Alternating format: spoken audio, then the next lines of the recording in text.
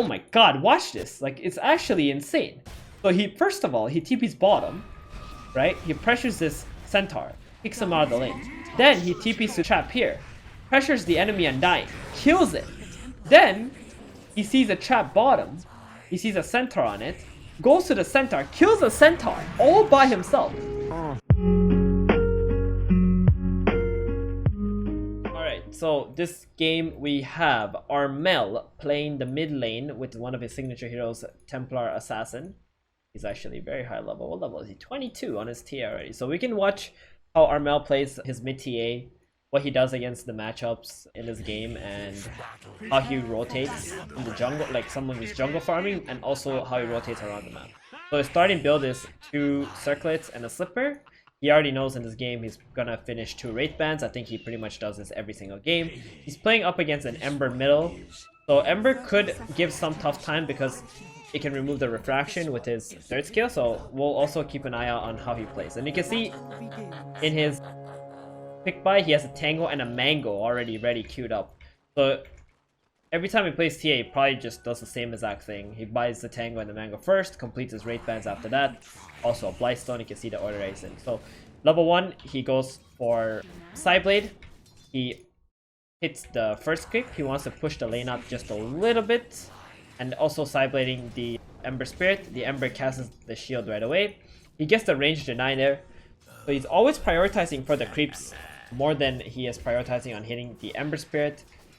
If you would like to hit the Ember, he should try to hit him with the Sideblades and try to angle that properly. So here you can see like he's always focused on getting these last hits. Like he would never waste his attack to go for the enemy hero if he will actually miss the last hit. Because there is, you know, a wind up time, right? And you can see like he's kind of like in melee range over here. He knows the Ember can't hit him under the tower, so the projectile comes off faster. Really nice. And as soon as he gets level 2, uses his refraction, uses that to gain a little bit of damage to overwhelm the Ember in the lane and get those glasses in. That's pretty much his biggest focus. Here he takes a bunch of damage here from the tower because he got chained. And you can see the Ember, he's already at half HP, he uses Tango as well. And most of his damage is coming up from the side blades. Look how he's playing, right? Like he's always trying to aim where the Ember is with the side blades non-stop. So wherever the Ember goes, he will go to the opposite side and try to hit the denies. And when the creeps are following, he will always try to hit the deny because that will naturally hit the Ember as well, which is really good by him. So this is how you harass a Templar Assassin. You normally just use your side blades. And your main focus is still always your farm because you don't want to ruin your farm in exchange for harass, because TA is all about hitting her timings faster.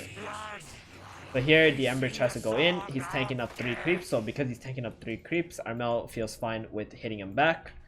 And you can see he got his Tango, he got his Mango, got a Wraith Band.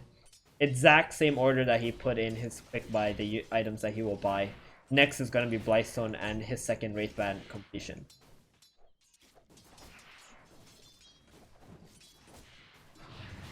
And you can see here, he's like keeps running back and forth, like where if Ember goes here, he will stay here. If Ember goes here, he will stay here. And that's how you always try to hit your side blades.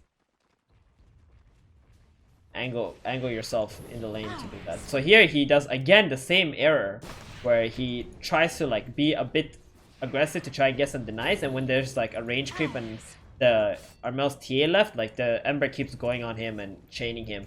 Here he could have definitely, like this could be much worse, especially if he didn't have a Fairy Fire.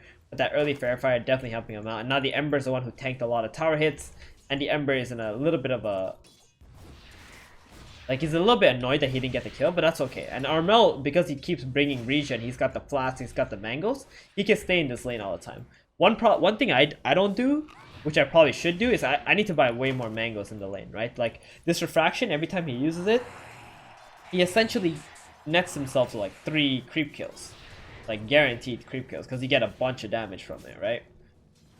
Oh my goodness, he gets solo killed by this Ember. That's actually crazy. But here the Ember has Fairy Fire and Buckler, a little bit more armor. Armel is getting chased down.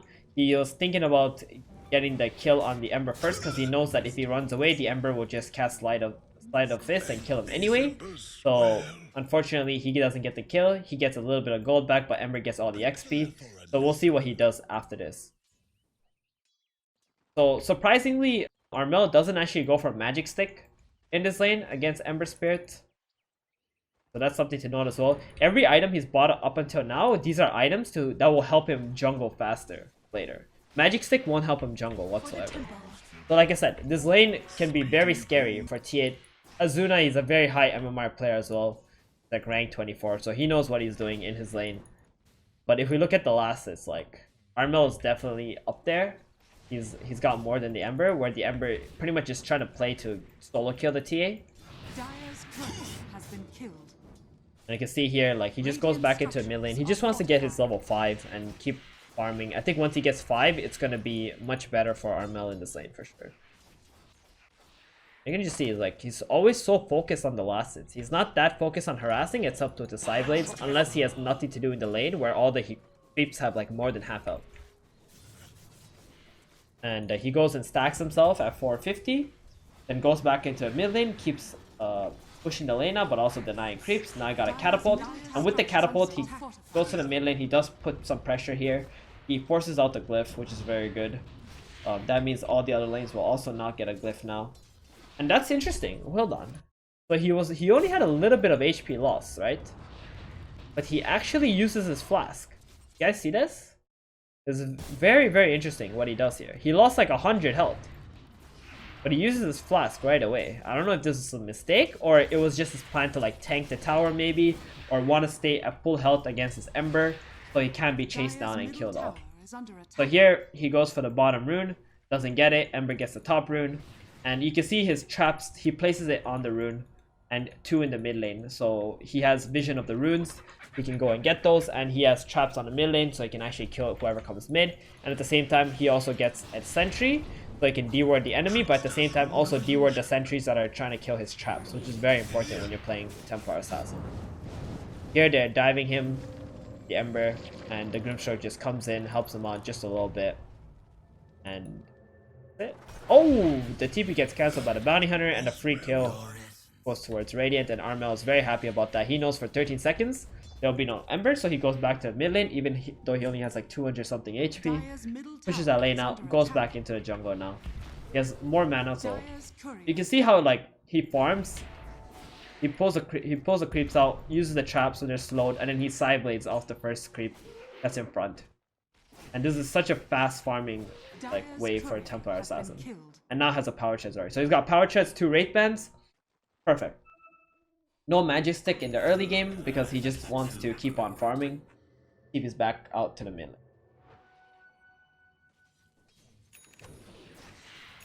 Alright, here we go. Pushes the lane out fast. Goes for the 8-minute rune. Doesn't want to give Ember the rune. And look at this Ember. He's only level 6. Even though Ember's the one who solo killed him before, right? So steals the rune. And now the Ember's in a lot of trouble because he got slowed down. And he just pretty much killed the Rubik and fought off 2 heroes by himself. And just like that, he gets another kill here. This is crazy, right? And all because he contested the rune. Because he knows that if he doesn't give the runes, the side lanes are the ones who are going to suffer. And if his teammates suffer, then he naturally will get less farm. Because his teammates are going to need to catch up faster. So whatever he can do to slow down the enemy mid laner's gameplay this game, that's exactly what he did. So he took the runes from the Ember, because Ember needs the runes to push out lanes, and then took it away. That didn't happen. Ends up, he got a double kill for it instead. And then he farms the enemy jungle, gets a royal jelly, feels really good, goes out, farms again, the camp the same exact way, pulls the creeps out, keeps hitting the creep in the front, that's right in front of him, so it could side blade in the back, and that will give him much faster farming speed. And back again to the mid lane. So I feel like this entire game, Armel never missed a beat of pushing out the mid lane, and he prioritizes the mid lane more than he prioritizes like the neutral camps. But the moment the mid lane is pushed out, he does go farm the neutral camps, unless he is going for the power runes to stop the Ember from getting it. Here at 10 minutes, he just farms an extra camp. He does not go for the power rune. He goes back to mid lane, pushes it out, finds the power rune bottom. Bounty took it anyway. And he just keeps farming these neutrals. You can see, like, same exact movement. Hitting the creep in front, And he's already level 10 in this game. Like, if I look at the scoreboard, no one else is even close to level 10. This Ember just hit level 8. And all of this is pretty much coming from, like, all the farm in the neutrals and the mid lane. These 2 kills he got here wasn't, like, a lot of XP, because it was shared as well. But most of his XP is definitely coming from the mid lane and all these neutral camps that he's farming. And you can see the power of TA. Like, you can skill build, he goes 4-1-3. Gets 1 level in the mail strike, so he got that invisibility and also the extra minus armor, which is nice. And it seems like after he gets 3 levels in Sideblade, he starts scaling up the meld already. So you can see his farming pattern, just like pretty much farming these 2 camps as much as he can. And depending on when the creep wave will reach the mid lane, he'll go for an extra camp, like either here or here. And here he'll just take the ancients. It seems like, oh, he wants to stack it again. Okay, so now there's a 3 stack of ancients. He'll just take that. He tells the Pung now to go mid lane to make sure the mid lane is protected and nobody can pressure his tower while he farms the ancient. So very good information. And he goes for an Aghanims. Wow. First item Aghanims on TA. I have not seen that. So he goes for the Blade of Alacrity first, gives them 10 damage, 10 attack speed. Dire's courier has been killed. Dire's structures are fortified. Here we go. His team is around the mid lane. He's got a lot of levels, so he's got very high stats. And just like that, he's Sideblades off the Centaur from the Chronosphere. Kills 3 guys. And the reason why he went mid lane is because the Pugna was already there and wanted to pressure the tower. And Armel decided, oh, okay, alright. I mean, he wants to take this tower. Let me go help him out. I got Refraction. I'm pretty tanky with my build. I got like 1,600 HP as a carry hero if he pushes Strength Shreds, which is a lot. And now that the mid tower is dead, he goes back into the bottom area of the jungle. It seems like a lot of carry players nowadays really prefer this bottom area of the jungle because it's got the Ancients. Now he gets the Ags. The mid lane is getting pushed out. He goes to the mid lane and just pushes that out. So he's got like some really fast farming potential now, right? This spell is like a 15-second cooldown. So every 15 seconds, he can appear onto the mid lane. So every 15 seconds, like as long as it's off cooldown, he can just farm all the jungle. Whenever there's a creep mid, he can just go there. And he's playing against AM now, so this traps is going to help him a lot in catching the AM. Because every time the AM blinks out, he can just follow the AM with the trap. So, which is kind of cool. Very innovative here. I like it. And here, top lane, he tries to pressure a tower. They go on him. And he instantly TPs out with the projection. Because the Centaur stun was used, there was no more disables left. So let's go back and look at that one more time, what just happened here. So he's at the tower. The enemy TPs in to defend. But he knows that he has a way of getting out because he's got traps on the map. They all chase him. And by chasing him, they use all their spells. They try to burst him down. He's stuck in the middle of everybody. If he TPs out regularly, that's a 3 seconds, right?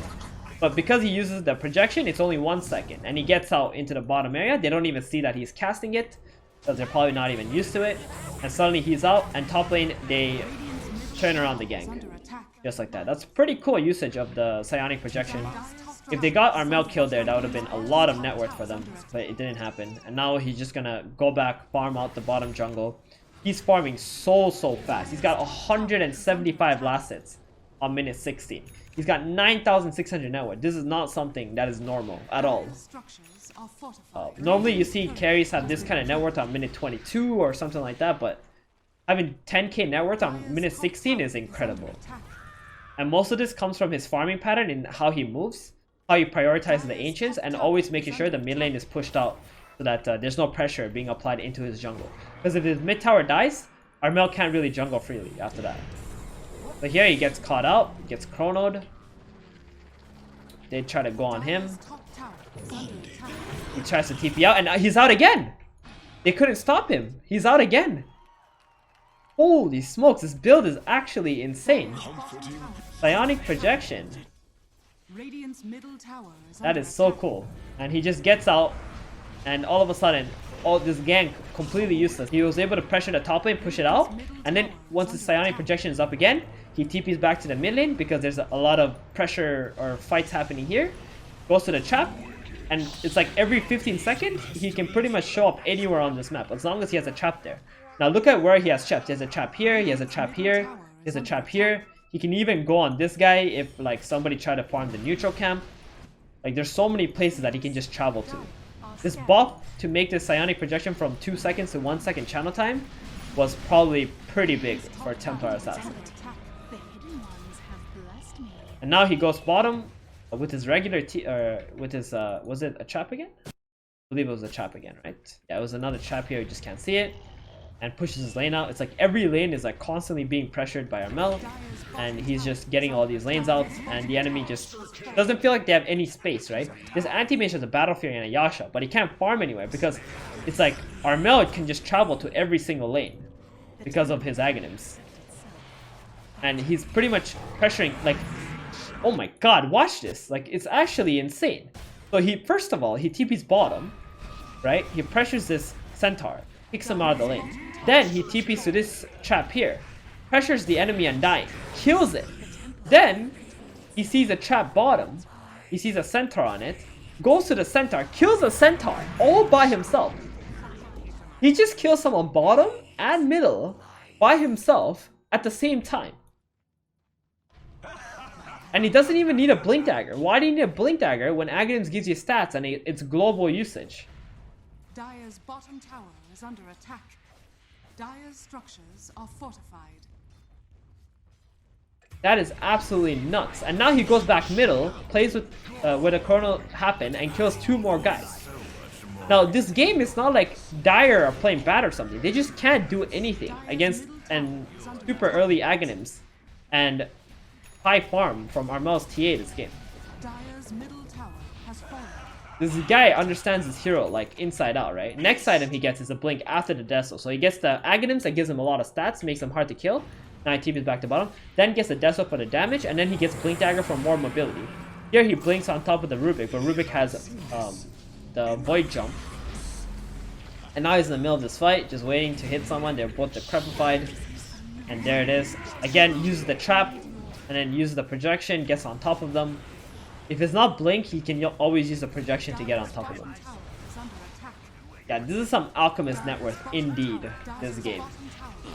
And instantly 22 minutes, they've already gone high ground. And this game could be a lot closer if, you know, Dire was able to pass the river somehow. But every time they pass the river, here comes Armel with the psionic projection. And here easily he goes back to base, full heals, TP's back to the fight with the projection. And now he's on top of the anti-mage. Anti-mage can't do anything. This TA is way too farmed at the moment. Gets put on the hill, doesn't matter, kills the Centaur. Psionic projection into the fight, even though he got cliffed, doesn't matter. And now he gets a Rax bottom. Dude, this is like some next level build. And you can definitely go this build, especially when you're ahead. And even if you're not ahead, I think you can still go this build, because it allows you to be in multiple places at the same time. You can jungle, you can get out of sticky situations because the enemy probably doesn't have that many stuns to kill you, right? In 1 second you're TPing out. 1 second TP. Imagine if TP only took 1 second channel time.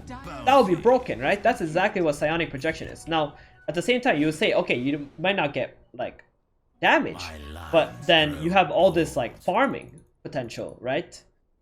Instead of the damage. Because you can be in multiple places. And here he psionic traps in, 5 heroes there, blinks out of the fight. Being chased now, tries to TP out, but got lifted this time.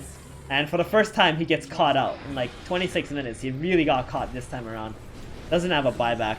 His team strong now though, 27k gold lead, like from all this pressure and all this like pretty much containment that Armel did in this game with this Templar Assassin. Like, honestly, this was all the TA in terms of containment. And the net worth is probably also inflated because of Bounty Hunter and the tracks. So because they got ahead and then they were getting kills as well with the Bounty Hunter track, that amplified their net worth even more. It's very nice. So now he's gonna revive. He's got a Daedalus already. He can pretty much like 3-shot this like anti-mage at this point. Kills a few camps. Waits for the Roshan. Gets the next Aegis. Here we go. Enemy showing mid lane. Blinks in. What? Look at this. Holy smokes. That was a 2000 HP Centaur. He just 2-shotted him. Just two-shotted a 2000 HP centaur. Absolutely crazy. That's how much farm this guy has. Unreal. And then easily gets the last racks. And you know, this Axe build is actually insane. I love it. I think it's so good. And especially if you know how to lane with TA, like, you can always do this every time. And GG, just like that. So what do we learn this game? First things first is you gotta learn how to use your third skill, your passive, to harass the enemy mid laner. Get Flask, get Mangoes early game to use more refractions to get more farms and get higher levels. And once you get higher levels, you can just go into the jungle and farm that. The moment you get like double wraith bands and you're level 6, you're so strong that the enemy is gonna have a hard time killing you, because you can just pop your traps, run out of the mid lane, because you got the slows, and then you also got the wraith bands for damage and tank ability. Like, it's so good the way he played. The early game, he even got solo killed by his Ember. But you can see what happens like later. It doesn't even matter he got solo killed. He just comes back into the lane, farms up, gets his key items, plays accordingly with those items. This Axe first is definitely a thing. That was actually insanely good. That was the first time I watched an Axe first Templar Assassin actually work out properly. It was very impressive. Alright, that was our Armel mid replay analysis. If you guys like our content, please do follow. And if you're watching from YouTube, like and subscribe to our video. We got plenty of these replay analysis on our YouTube channel.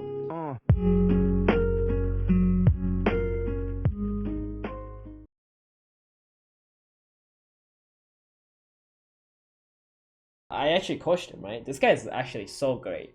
Armel is like one of the most PMA, like, down to earth kid, honestly.